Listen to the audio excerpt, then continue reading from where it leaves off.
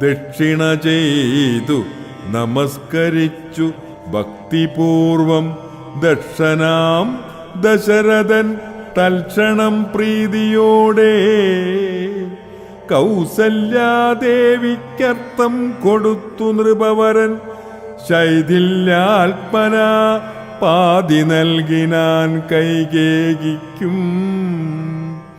അന്നേരം സുമിത്രയ്ക്കും കൗസല്യാദേവി താനും തന്നെ പാതി കൊടുത്തിടിനാൾ മടിയാതെ.